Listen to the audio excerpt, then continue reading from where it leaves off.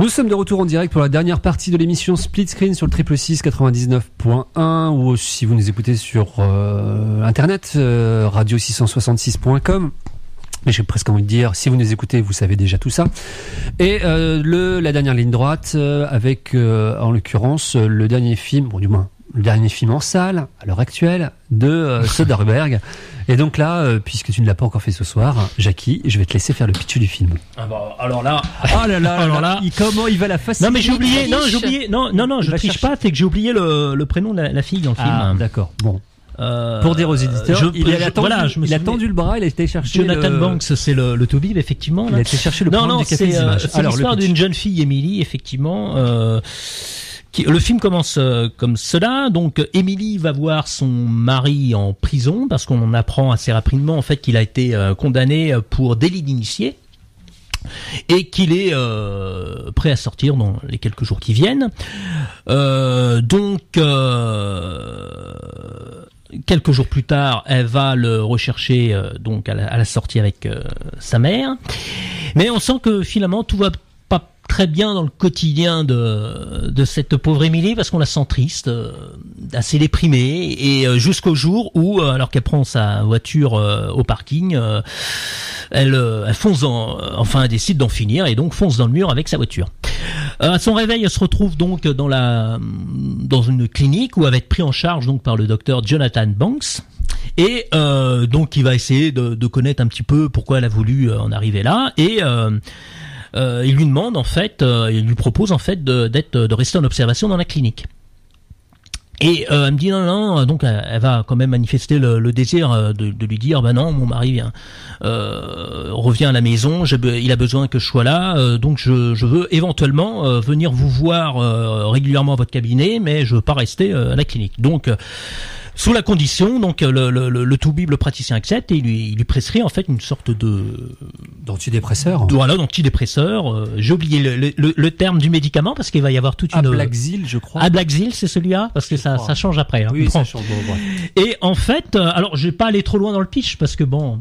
Je sais pas ce qui est mis dans le résumé du Café des Images d'ailleurs. Ah bah oui, si on peut aller au moins jusqu'à ce niveau-là. Donc ce traitement ne va pas visiblement faire véritablement l'affaire parce que elle va essayer une nouvelle tentative de suicide alors qu'elle est sur les bords du métro, et donc elle va en faire part à nouveau à son Toubib pour dire que finalement elle est toujours dans le même état. Donc est-ce que c'est à ce moment-là où il va prendre connaissance qu'elle avait rencontré une autre praticienne qui est incarnée par Catherine Zeta-Jones, donc il va se mettre en relation avec elle pour avoir des informations complémentaires pour savoir quel est le bon traitement qui peut lui la satisfaire. Et la praticienne donc qui rencontre une sorte de congrès va lui dire effectivement elle était déjà dans une phase un petit peu sur la corde raide et je lui ai prescrit tel médicament, vous devriez peut-être ça va peut-être lui arranger. Donc il le prescrit le nouveau. Oui, mais c'est ce que je disais en fait, c'est Ablaxil en fait le nouveau. Voilà le nouveau traitement. Et ce traitement va d'un côté améliorer son quotidien, sa libido, etc. Mais ça va en contrepartie l'amener dans des. La pousser à avoir des effets secondaires. Voilà, la pousser à avoir des effets secondaires et notamment d'avoir des phases de somnambulisme. Jusqu'au jour où, dans une de ces périodes de somnambulisme, alors que son mari revient à la maison, alors qu'elle est en train de découper des petits légumes préparés à la cuisine, elle va se saisir d'un couteau et tuer son mari. Là, ça c'est ce qui est dans le résumé du Café des Images. Voilà. Et donc, est-elle coupable, responsable de ces actes, ou est-ce le responsable, c'est le praticien qui lui a prescrit le médicament? On pourrait même aller là. Est-ce que c'est elle qui est responsable? Est-ce que c'est la médicamentation, du moins les médicaments, le laboratoire qui est responsable?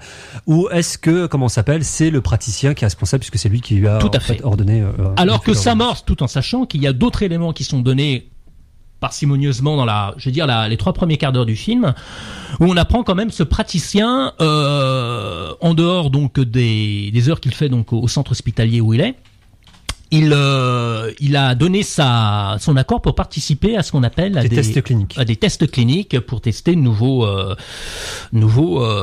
antidépresseurs, d'autres. Donc on voit qu'en pointillé, il peut y avoir des conflits d'intérêts entre.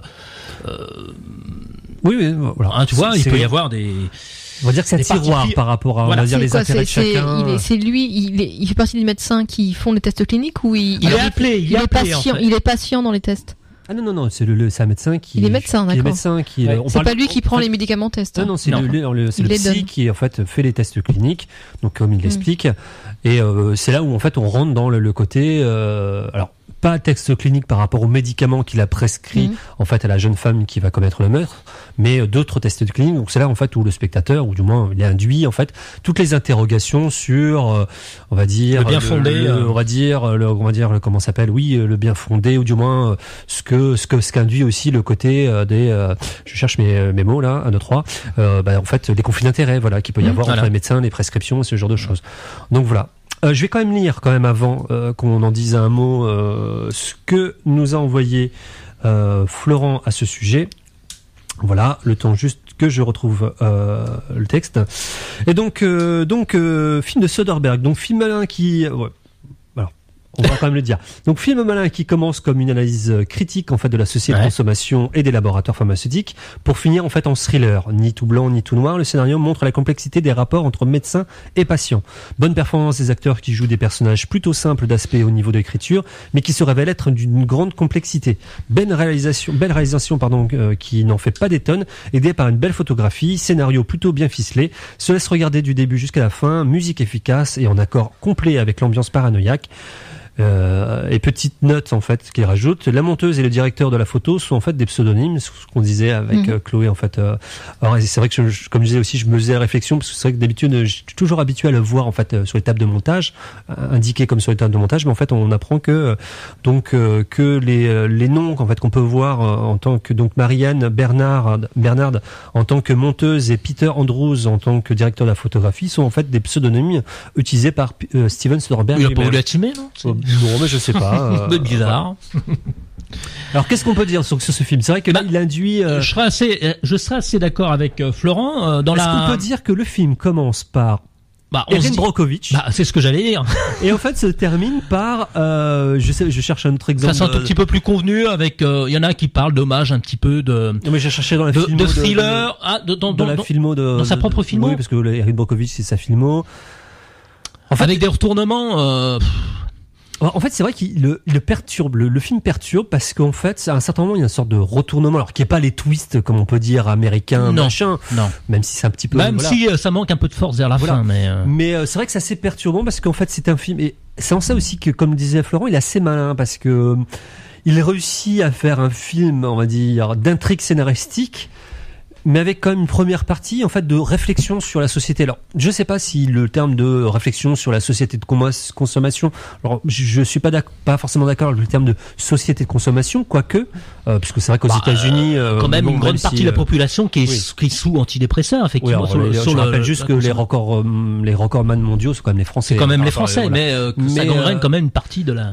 Mais voilà, comme le dit à un certain moment, puisque tu l'as pas dit, mais le praticien qui joue Jonathan Banks est interprété par Jude Law. Il le dit, puisqu'en fait c'est censé être un médecin qui a fait ses études en Angleterre.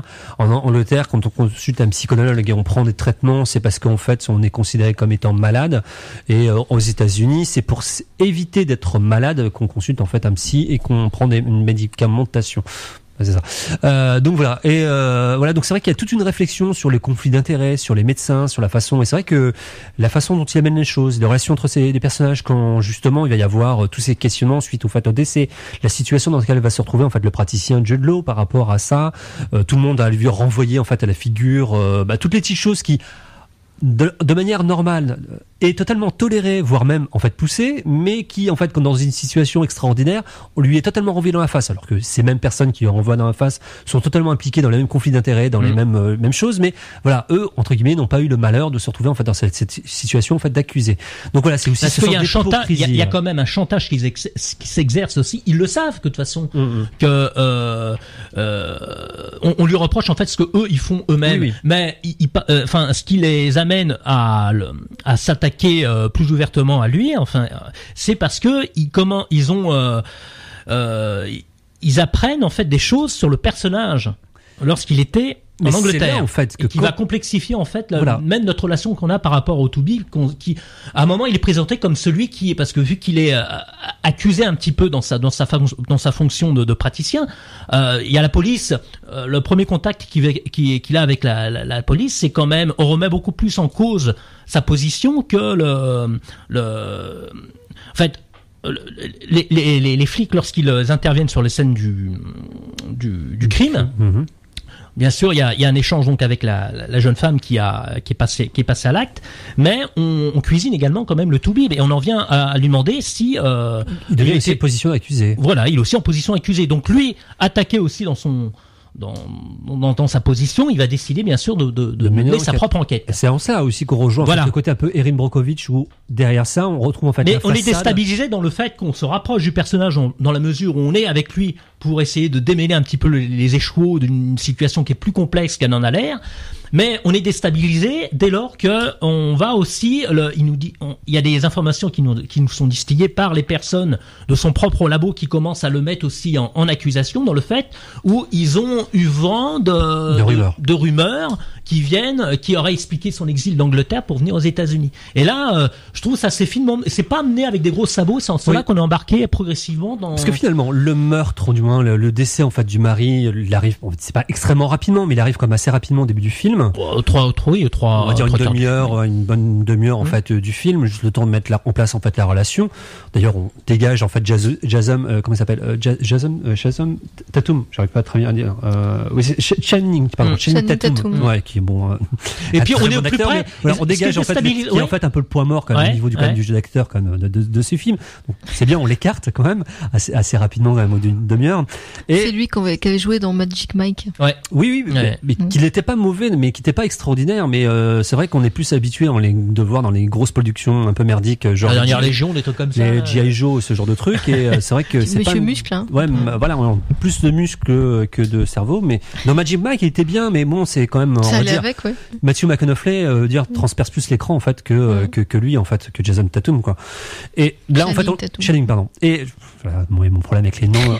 Donc en fait, il est écarté et c'est vrai que comme je disais, on est en fait sur ce médecin qui se pose des questions, il est en train d'un peu de décortiquer sur les conflits d'intérêts, sur sa situation et en ça, en fait, on rejoint le côté, encore une fois, Erin Brockovich avec, on va dire, le côté un peu de problème de société, d'enquête, et voilà, en fait, mais c'est, comme tu disais, c'est l'élément, en fait, qui, étrangement, en fait, va se reporter, en fait, à sa propre personne, à un élément, en fait, du passé, de son propre passé, qui fait que le film va totalement, en fait, faire un volte-face, et tourner, en fait, dans un autre genre de film, alors que d'un film on va dire comment on pourrait classifier une sorte d'intrigue sociale ou d'enquête sociale ou questionnement en fait social sur voilà, avec tous les questionnements qui avaient été dit, on pourrait reprendre quand même réflexion sur la société de consommation, sur les conflits d'intérêts des médecins, sur la part importante qu'a les laboratoires pharmaceutiques dans la vie du quotidien, sur les patients, etc. Donc vraiment un gros questionnement. Ça pose la question aussi là de la responsabilité du médecin par rapport aux actes commis, et il creuse pas plus ça. Ah si, puisque c'est ça, ça reste vraiment le gros questionnement. C'est aussi un petit peu lui pour se dédouaner qu'il essaye de voir derrière, et que très rapidement, parce que le spectateur est comme dans une position. Alors certes, il y a cette question-là, mais très rapidement, quand même, le spectateur a quand même cette impression, on sait en fait que finalement, même s'il n'y a pas d'indice probant, mais on sait quelque part que le praticien n'est pas responsable, il n'est pas on le voit tellement dans une situation totalement dépassée en fait par les événements que finalement pour le spectateur, et je dis pas en fait pour les gens qui sont dans l'intrigue, les policiers, tous les personnages qui évoluent, il n'est pas coupable, mais pour le spectateur en fait on le sent en fait comme étant en fait victime lui aussi, et c'est la victime, c'est le côté un petit peu victime qui essaye en fait de dévoiler en fait le poteau rose pour montrer que finalement lui il a été juste entre guillemets dans les dommages collatéraux, et que finalement le gros responsable c'est pas lui, c'est le gros méchant laboratoire pharmaceutique qui finalement, est-ce qu'on peut le dire, était plus ou moins au courant des effets secondaires. Donc c'est en cela aussi que voilà, c'est pas qu'il y a complot, mais qu'il y a une histoire de connaissance, et que malgré ça on met en fait le produit sur le marché. Donc on est vraiment une grosse réflexion entre comment s'appelle le film avec Russell Crowe sur les cigares, les produits. Révélation avec une connaissance des produits nocifs et ce genre de choses, avec Erin Brockovich un peu un mélange de ça, et encore une fois un switch avec une deuxième partie de film qui est plutôt dans un thriller, alors je dirais pas basique, mais qui est plus habituel, plus convenu, quoi. Plus convenu, et qui se démêle assez trop rapidement, je trouve, à mon goût. Mais ce qui est intéressant, déstabilisant aussi, c'est que le fait que le statut de victime, normalement, il est censé être, dans la première partie, auprès donc du personnage c'est Emily. Ça qui est assez intéressant, c'est que on est au plus près du personnage d'Emily, notamment même dans sa façon de la filmer, hein. On est vraiment dans son quotidien, etc. Il y a un rapport aussi, la façon dont il filme dans le cadre, pour attester aussi la mélancolie, l'état de tristesse qu'elle est. Il y a une façon aussi. Il y a un côté un petit peu des fois dans la manière dont il utilise les éclairages Soderbergh, il y a un côté assez clinique. Mais là, il a une façon de la filmer aussi dans son appartement qui renforce ce côté assez oppressant, qui charge un peu plus le côté du personnage en mal de... Il est proche du sujet. Et c'est vrai que moi, dans le film, ça m'a surpris. J'ai beaucoup apprécié, en fait, en tout cas dans cette première partie du film, ce côté, en fait, proche du sujet. Ouais. Je me disais, en fait, malgré la présence de Channing Tatum, encore une fois, qui n'aide pas quand même, mais je me disais... en voyant en fait le fil du sujet, alors bon, qui n'est pas non plus d'une originalité, mais bon, la personne qui est en dépression, le couple qui vole un petit peu de l'aile, ou du moins qui bat de l'aile parce que la situation est un peu difficile, parce qu'il a été incarcéré, parce que leur vie maritale a été totalement bouleversée, mais la façon en fait de prendre un petit peu son temps, d'être proche du sujet, en fait, j'aimais bien en fait cette ambiance en fait, et voilà, encore une fois, de côté très intimiste de la chose, et d'être proche en fait entre guillemets du sujet, du personnage finalement principal qui devient en fait victime par la suite, puisque cette fille est victime entre guillemets quand même des effets hypnotiques et somnambulistes en fait de ce produit.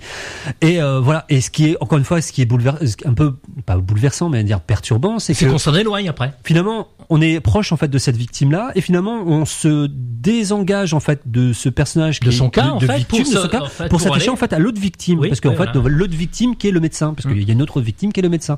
Et en fait on s'intéresse plus trop, on va dire entre guillemets, quelque part ça trouvera une justification un petit peu plus tard dans le film, mais c'est assez déstabilisant dans le cours du déroulement de la narration de voir que en fait c'est quand même ce personnage qu'on a suivi, et en fait on s'en détache un petit peu. Bon, quelque part, mine de rien, c'est parce qu'en fait, elle était un petit peu isolée, dans un endroit où un petit peu s'occupe d'elle, pour voir celui, entre guillemets, qui est le seul apte à pouvoir démêler, en fait, tout ça, tout ce qu'il y a derrière, qui est, entre guillemets, libre, même si la situation se désagrège pour lui, qui est, en fait, le praticien médecin, qui, lui, par contre, peut enquêter, ce qui n'est pas le cas, en fait, de cette fille-là. Mais voilà, on est proche du sujet. C'est le traitement, oui, effectivement. Ouais. Et après, la deuxième partie où on est avec le médecin, mais là, on est même si on voit sa vie de famille qui se désagrège, on s'éloigne. Là, d'autres effets secondaires. Voilà, on s'éloigne en fait de lui. On a plus ce côté un petit peu intimiste et proximité. On a plus entre guillemets cette vision en fait à plus grande échelle, à plus grande ampleur, avec le côté derrière. Parce qu'il représente tout un système. Voilà, parce qu'il représente le système, et on a plus l'ombre en fait des multinationales pharmaceutiques en fait qui sont derrière.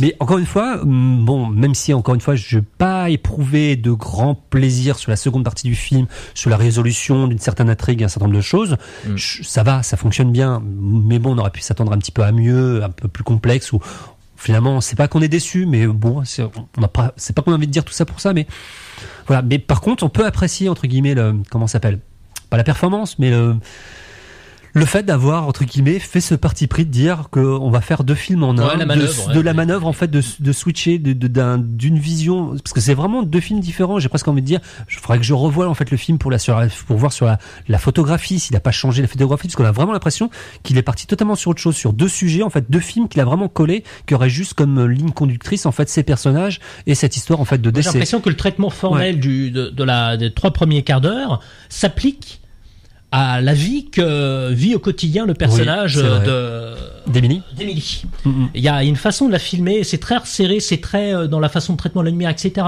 qui participe à nourrir il filme la ville d'une manière assez terne, je trouve. Donc on peut reconnaître à Soderbergh, certes, de ne pas avoir révolutionné la narration et le cinéma à travers de ce film, mais d'avoir fait quelque chose qui n'est pas habituel et qui est plutôt plaisant, c'est-à-dire de partir en fait dans deux directions différentes au sein d'un même film, et entre guillemets, j'ai presque envie de dire, d'avoir mélangé sucré et salé, de nous procurer en fait à la fois deux plaisirs totalement différents sur des échelles différentes, tant sur la narration que sur la façon de filmer, que sur l'approche des personnages. Et je trouve que finalement ça c'est plutôt malin et c'est plutôt intéressant. Et j'ai presque envie de dire, il n'y a pas que Soderbergh qui est capable de faire ça, mais c'est vrai qu'il nous gratifie souvent de ce genre de quoi. Mais même si je trouve que ça manque à la fois ça manque de force, je trouve à la fin, et et c'est assez plaqué. Ouais, les 10 dernières minutes sont assez plaquées, quoi. C'est rapide. Oui. Tu te demandes comment il a voulu. Les personnages sont finalement très caricaturaux, la façon dont ça se caricatural, la façon dont ça se dénoue. On va dire les autres personnages un peu secondaires qu'on a évoqués. Et pour le coup, autant on pouvait compatir. Il arrive à filtrer quelque chose au niveau dans la façon dont il traite le personnage au début. On ressent quelque chose émotionnellement. Il se dégage quelque chose qu'on ressent pas à la fin. Oui. C'est terrible, ce qui arrive à un des personnages à la fin, quand même. Oui. Mais on ressent pas. Ce qui se justifie justement par l'éloignement qu'il peut y avoir et par en fait sur un traitement qu'il peut y avoir ensuite des personnages. Et c'est normal qu'il y a ce côté-là. Mais c'est vrai que on est plus dans le pathos en fait dans la première partie du film et on est plus dans un désengagement, dans l'acceptation entre guillemets de ce qui se passe sans prenant acte en fait de ce qui s'est passé, en se disant quand même. Et puis finalement non dans le sens où finalement il y a plus d'engagement on va dire affectif dans le pathos en fait du spectateur par rapport au personnage qu'on voyait, et même pour le personnage qu'on continue à suivre dans la deuxième partie qui est donc interprété par Jules. Je trouve qu'il y a une distanciation qui se crée en fait par le spectateur. Donc voilà, je pense qu'on peut le conseiller, le film. Un film à voir, ouais. Donc c'est un film à voir quand même. Ouais. C'est un film de toute façon sans prétention. Je pense qu'il l'a tourné dans la. Alors il y en a un que j'ai pas vu. Je savais même pas qu'il était sorti. C'est Piégé. Ah bah écoute, non moi ça me ouais. Il l'avait annoncé comme sorte de trilogie de films un petit peu lui-même sans prétention, un petit peu entertainment, et c'était tenu aussi par le personnage principal était incarné par un personnage féminin qui était aussi un petit peu transvéhité comme ça, un petit peu. Je crois que c'était une histoire d'espionnage, il me semble. Je sais pas. Et c'est sorti. Alors effectivement, c'est quelqu'un qui a tourné beaucoup. Alors il y en a beaucoup qui le présentent comme un film qui, d'ailleurs, c'est même marqué dans le programme. Derrière la chronique, Intimi se niche un thriller psychologique évocateur de l'âge d'or du film noir. Beaucoup moins quand même que ne l'était, par exemple, peut-être un film comme À fleur de peau, qui était, d'ailleurs, c'était même un remake des Tueurs de Sion Mac. Mais c'est vrai que on l'a un petit peu dézingué sur ce film-là, mais je trouve, je regarde sur un petit effet peu secondaire, ouais, ils l'ont. Moi, je trouve, ça reste quand même un film honnête. Comparé à d'autres films dont il a signé et qui étaient pas très folichons. Il a quand même enchaîné ces derniers temps. Il a quand même enchaîné avec Contagion. Je l'ai pas vu. Mais Contagion, mais c'est une horreur. Ah non, c'est pas bon du tout. Ah non, c'est mauvais. Il a fait Trafic, mais en raté. Oui, voilà. C'est une façon de filmer la narration et surtout sur cette histoire de Contagion et qui marche absolument pas. La scène post-générique est totalement ridicule. Avec une grande Marion Cotillard. Non, mais c'est insupportable. Non, ce film, c'est une horreur. Mais il a enchaîné quand même avec Magic Mike juste après, avec Effet secondaire. Et puis Ma vie avec Liberace qui était présenté à Cannes et il est productif, mais encore a priori donc il continuerait pour la télé, peut-être pour la télé, mais pour le cinéma apparemment il a dit jamais plus jamais. Mais bon, moi je reviens quand même à quand je regarde en fait la filmographie de Soderbergh, moi je peux m'attacher en fait qu'à ces petits films. Genre moi j'ai plutôt tendance à tilter sur ces premiers films sont bien hein. Ouais, mais tu vois, même sur des films un peu plus, tu vois, comme Bubble par exemple, qui était fait avec qui était dans le milieu avec des non-acteurs, qui au fond, je vais caricaturer, au fond du Middle West, dans la Kentucky, avec des non-acteurs dans une usine qui travaille dans une usine de poupées. Mais moi ça m'avait je trouvais que le film était hyper intimiste, qu'on était proche en fait à la fois encore une fois du sujet et qu'on rentrait en fait dedans. Il y avait en fait une atmosphère dans laquelle en fait on était à la fois troublé et bien et voilà. Et moi c'est plutôt en fait ce genre de film que j'aime de Soderbergh, puisque Ocean Eleven, on en parlait tout à l'heure, certes c'est bien, ça fait ça fait des entrées, mais moi ça me gaffe quoi. Ça me parle pas. Le Che par exemple, l'anglais c'est très bien ça. Le Che je trouvais qu'il était très décevant, je trouvais que c'était vraiment raté. J'ai l'impression que quand il a des moyens ou il a un film avec une certaine ampleur, ça tue la création. Il est à côté du sujet. Et Soderbergh c'est pas le seul film peut-être, et encore faudrait voir le budget qu'il a, peut-être c'est vrai que quand on regarde Trafic, je sais pas quel budget il pouvait avoir, Erin Brockovich, je sais pas non plus quel, mais bon, c'était des films qui avaient encore leur qualité, même si c'était beaucoup plus, on va dire, accessible. Mais moi je préfère largement en fait ces films beaucoup plus intimistes, faits avec peu de moyens, et qui, je trouve, par rapport à Soderbergh, je pense qu'il y a quelque chose chez Soderbergh, mais qui peuvent s'exprimer que à travers en fait des petits films, mais il peut prendre le risque de le faire. Donc voilà, donc c'est actuellement au Café des Images jusqu'au 4 juin. Ouais, tout à fait. Alors, oui, tu fais. Ah, ouais, tout à fait. Regardant, d'accord, tu me confirmes. Ouais. Il est déjà 22h, le temps passe très vite, donc on va continuer avec notre revue des sorties DVD. Bon, on va quand même en dire quelques mots, mais tout en surveillant que l'équipe de Cosmic Trash ne soit pas déjà fait arriver, ce qui n'a pas l'air d'être le cas. Donc, on va encore se prendre 5 bonnes minutes pour faire ça, et puis conclure l'émission et voir un petit peu le programme. Donc, au niveau des sorties DVD, je vais commencer par Florent, puisqu'on va commencer par l'absent. Il voulait pointer les sorties, alors de mémoire, parce que le temps que ça s'affiche, alors les sorties DVD, il voulait pointer les sorties, alors Evil Dead de Sam Raimi, qui a priori qui revient de ressortir en DVD, bon, qui est quand même un must. Alors c'est vrai que moi ça me perturbe entre Evil Dead et Evil Dead 2, qui est une sorte de remake. Rien à voir. Oui, mais voilà. Mais ça me perturbe toujours autant en fait. Et puis d'accord. Écoute, Florent a été très expéditif, puisqu'en fait il me parlait que d'Evil Dead. Très bien. Voilà. Chloé, de ton côté, est-ce que tu as pointé au niveau des sorties DVD? Qu'est-ce qu'on avait dit? Moi je peux peut-être t'aider. Moi j'avais noté toujours dans le meilleur et dans le pire. Dans le pire, allez, ça c'est mon côté un petit peu, j'avais noté dans le pire, il y avait Django, parce que encore une fois c'est votre pire à vous, moi j'ai pas trouvé ça si pire que ça, donc non mais c'est le petit, c'est juste pour taquiner un petit peu par rapport à Tarantino. Jack Reacher, qui pour moi en fait le film dans le pire, puisque là le mauvais exemple, autant j'avais parlé il y a quelques semaines d'Oblivion, qui était un bon exemple de ce que pouvait faire Tom Cruise quand il était un peu effacé, on va dire, à l'écran. Et Jack Reacher, c'est le mauvais exemple quand il est producteur. Bon, tu vas me dire, sur Oblivion, il était probablement, mais voilà, c'est too much, c'est trop Tom Cruise. Il s'est calmé quand même un petit peu, je trouve. En même temps, Jack Reacher, c'était juste son film précédent. Donc, se calmer juste sur un film, on va en reparler, Il était malade sur Oblivion. On attend le prochain. Non, le meilleur, moi, je pense qu'on va se rejoindre, c'est Zero Dark Thirty, qui sorti DVD, et le The Master. Ah voilà, The Master, qu'on avait un petit peu pointé tous les deux, même si on pouvait lui reconnaître quelques petits défauts quand même. Tu en parlais tout à l'heure. Il manquait une petite pointe pour que ce soit un chef-d'œuvre. Enfin voilà.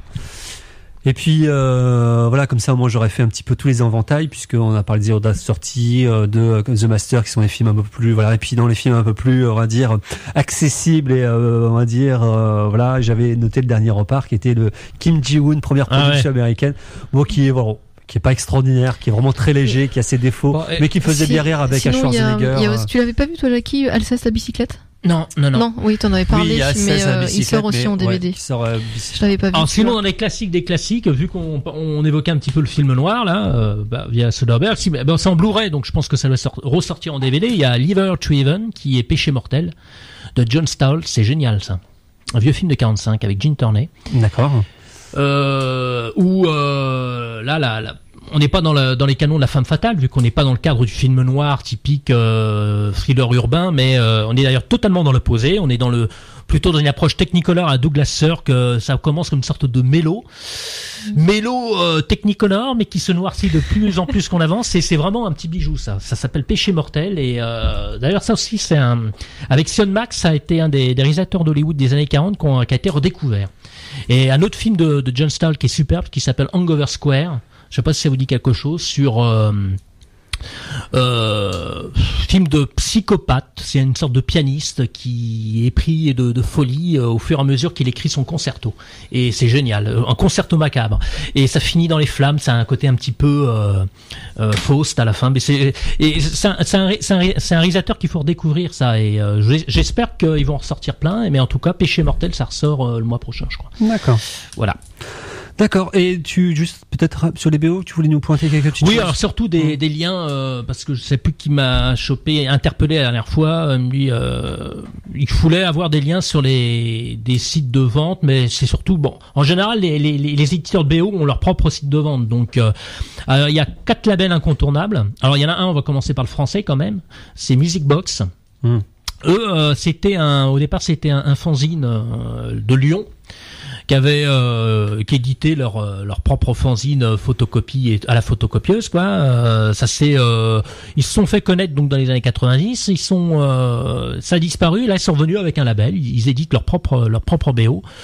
Donc ils éditent autant des compositeurs français, donc de Marsan, Jean-Claude Petit, beaucoup de Delru aussi, mais autant ils peuvent éditer ils exhument des partitions d'autres de compositeurs américains aussi, italiens. Donc c'est Music Box. Donc vous tapez Music Box, vous irez directement sur leur site. Il y a Quartet Records qui est un label. Alors celui-là, il est espagnol et depuis 2 ans, ils réexhument pareil, ils font tout un travail un petit peu à la Stéphane Rouge où ils ressortent vraiment des petites galettes qui sont intéressantes. Pour ceux qui aiment beaucoup Mancini, là, ils sont en train de ressortir tout un tas de choses, notamment de bandes son qu'il a fait pour des films italiens. On pense qu'il a souvent composé pour Blake Edwards, mais il a notamment composé pour, je pense à Vittorio De Sica. Il y a d'ailleurs Sunflower qui vient de sortir. Donc il y a Quartet Records, donc Quartet comme Quartet, Records, vous tapez ça, vous trouverez sans problème. Il y a donc Music Box, il y a Intrada qui eux sortent tous les 15 jours des BO de l'âge d'or ou de l'âge d'argent américain. Donc là cette semaine ils ont dû ressortir un fielding qui doit être je sais plus ce que c'est, un film noir avec James Caan, un film des années 70. Et puis une autre BO dont j'ai oublié le titre. J'ai pas fait mon boulot, je suis désolé. Et sinon un autre label, Kintrada, l'autre c'est La La Land Records, c'est un label aussi américain qui ressortent pas mal de choses. Ils vont sortir des BO intéressantes pour ceux qui recherchent notamment des BO du catalogue Warner, parce que vous savez bien que Warner fête ses 90 ans cette année, que la Fnac sort, de toute façon c'est les seuls à sortir un coffret 90 ans de Warner avec, c'est discutable le contenu, et donc au niveau BO, Warner sort aussi via le site La La Land Records toute une série de BO. Mais ça fait quelques années que la Fnac fait des coffrets Warner, du moins des coffrets un peu voilà, bon, on peut pas ce coffret là en l'occurrence, mais c'est un petit moment qu'ils ont un travail. Voilà. Donc c'est censé être sans faire de la pub pour la Fnac, on peut le citer, là on peut les trouver, c'est pour ça que donc ça couvre les 90 ans du studio, ça va du chanteur de jazz à Dark Shadows. Donc voilà, du bon et du moins bon.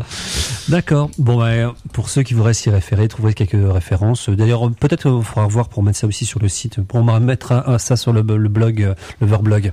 Le temps que vous fassiez des petites recherches, autant sur le programme du Café des Images que sur le programme du Luxe pour les choses à venir sur les 2 prochaines semaines, puisqu'il n'y a pas d'émission la semaine prochaine, je le rappelle. Je refais juste la petite promo pour notre soirée qui aura lieu donc la semaine prochaine, donc le vendredi 7 juin, donc à partir de 20h au Café des Images, notre 5e édition de la soirée Nanarland, donc toujours avec 2 films, des cuts, des nuits excentriques, donc des groupes faits par le groupe de Nanarland, le site, la présence d'un des membres et des membres plutôt, parce qu'il peut y avoir plusieurs, de l'équipe de Nanarland. Il y aura donc des surprises, des bonne annonce, ça j'en suis très heureux de nouveau de pouvoir instaurer ça, en tout cas ça je pense que ça se pérennisera, donc des bonnes annonces assez décalées que vous pourrez voir aussi, et puis voilà un certain nombre de choses, plein de surprises et surtout une ambiance très festive en découvrant en fait du nanar. Donc voilà, c'est le rendez-vous, c'est le vendredi 7 juin, venez, puis surtout n'hésitez pas, puisque l'ambiance est très festive et ça se veut très décalé. Si vous venez déguisé ou habillé un petit peu de manière un peu nanardesque, il est possible que vous ayez droit, ou moins vous soyez privilégié pour avoir des petits cadeaux, voilà, lors de la soirée. Donc voilà, n'hésitez pas à venir, et donc surtout à venir prendre vos places un petit peu à l'avance, puisque les réservations se font et s'accumulent, et ça serait dommage, au vu du nombre de personnes qui commencent à retirer des places, que vous arriviez et qu'il n'y en ait plus le moment venu de la soirée. Donc voilà, donc à venir directement retirer à la caisse principale, à la caisse du Café des Images. Et juste pour dire que tout à l'heure, j'en parlais depuis le début de l'émission, mais j'ai gardé un petit peu, pas le meilleur pour la fin, mais en tout cas pour la fin, tout à l'heure, lors du générique de fin, le dernier morceau, vous aurez la possibilité, je dis bien lors de diffusion de générique de la musique de fin, de nous appeler pour gagner une entrée pour cette soirée. Donc ça sera tout à l'heure, je rappellerai le numéro de téléphone à ce moment-là. Jackie, pour le programme du Café des Images, qu'est-ce qu'il y a dans les 2 semaines à venir? Plein de choses. Ça commence par le jeudi 30 mai à 20h30, une rencontre avec la réalisatrice Daniela De Felice à l'issue de la projection de son film Casa, documentaire donc. Il faut préciser que ce projet a été accompagné dans le cadre de l'atelier permanent d'écriture et de réalisation du film documentaire proposé par la Maison de l'Image. Tu dis ça avec un sourire, je ne comprends pas pourquoi. Non, je suis pas assez nerveux. C'était pour toi. Oui, je sais. Le 31 mai, dans le cadre des 25e rencontres du cinéma ibérique et latino-américain, il y aura une remise des prix du concours Ciné Critica. Donc voilà, il y aura 2 films visionnés dans le cadre de cette journée, parce que c'est à partir de 14h. Rabia de Sébastien Cordero et Medianeras de Gustavo Tareto. Voilà, il y aura donc un jury qui sera là pour examiner l'ensemble des critiques et remettra donc aux lauréats les prix décernés. Et il y aura un autre film, No, de Pablo Larraín, film chilien qui était sorti l'an dernier, je crois, No. Je sais pas, il est passé au cinéma il y a pas si longtemps que ça, mais je sais pas quand exactement il est sorti. 31 mai à 19h, Les Clésards 2013, bien sûr, soirée de présentation des courts-métrages réalisés par les élèves de la section audiovisuelle du Clé, comme chaque année. Le 3 juin, rencontre avec les réalisatrices, donc à 20h30, avec la réalisatrice Marie-Christine Courtès, en collaboration avec la Maison de l'Image Basse-Normandie. Décidément, c'est leur mois, ils sont très présents ce mois-ci. Et à l'issue de la projection de son film, donc 1000 jours à Saigon, documentaire donc de cette année. Le 7 juin, inutile de revenir là-dessus. 5e rendez-vous de Nanarland, voilà, avec 2 films, Suède, Enfer et Paradis et Clash Commando. On a déjà, ça donne envie. Et puis tu peux dire le deuxième titre qui est beaucoup plus, on va dire, illustrant. Clash of the Ninja, ouais. Alors Clash Commando en 86, c'était certainement pour le vendre un peu mieux. Commando, ça, avec Schwarzenegger, c'était l'année précédente, et Clash il y avait Clash des Titans. Pourtant, l'affiche est en fait on va dire, repompée et parodie quelque part. En fait, l'affiche du film Cobra de Sylvester Stallone. D'accord. Avec en plus un des acteurs qui joue dedans, qui s'appelle Bruce Stallion. Le 10 juin, pour finir, à 20h, à l'occasion du Planetary Dance, le dimanche 16 juin à Caen, et partout dans le monde, projection du film Anna Alprin, Le souffle de la danse. Donc ce n'est pas en 3D, ça? Non, apparemment. Bon. Donc voilà, et puis là vraiment un coup de cœur, je signale, parce que ça ressort. C'était même d'ailleurs à Cannes depuis 2002, je crois, ils font une sélection Cannes classique, où ils restaurent en fait des copies de films qui ont été en sélection, et je vois qu'il ressort Le désert des Tartares, à voir à partir du 5 juin en restauré numérique. Chef-d'œuvre de Dino Buzzati, le roman. Donc voilà, c'était une très belle adaptation et j'aurais plaisir à le revoir. Donc allez le voir également, parce que Zurlini, c'est un grand mec qui a laissé derrière lui une belle œuvre, notamment un film qui m'avait marqué, moi, Journal intime avec Mastroianni. D'accord. Chloé, pour le luxe? Oui, alors à venir, donc vendredi 31 mai, donc The Batman's Dark Knight. Voilà, avec à 21h le Batman Begins, à minuit The Dark Knight et à 3h The Dark Knight Rises. Voilà, sachant que c'est vrai que ça avait pas encore les films font au minimum 2h15, donc accrochez-vous. Ça fait vraiment la nuit là. Voilà, le dernier fait 2h45, donc c'est bien. Donc ça c'est le 31 mai. Voilà, au luxe. Et sinon, le mardi 4 juin, il y a un ciné-débat, La Révolution au féminin.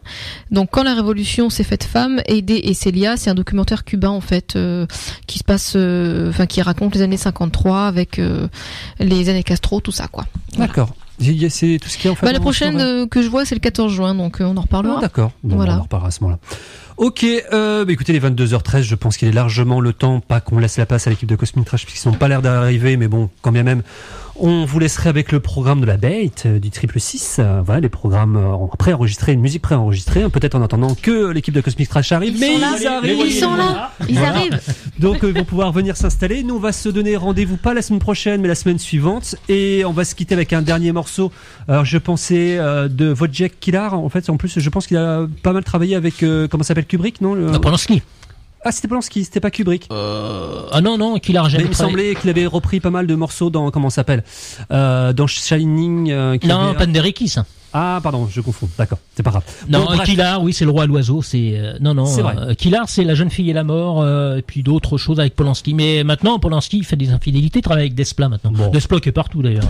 Bon, on va s'écouter ce dernier morceau, et surtout, vous pouvez appeler dès maintenant. Vous avez quelques minutes pendant qu'on est encore là, avant que l'émission Cosmic Trash commence. Vous appelez au 02 31 94 66 66, et le premier qui appelle a le droit, en fait, à une entrée gratuite pour la soirée d'Anarland qui aura lieu le 7 juin au Café Images. dommage. Allez, on vous laisse avec la programmation et l'émission Cosmic Trash qui ne devrait pas tarder. Et on se dit, nous, à dans 2 semaines. Bye bye.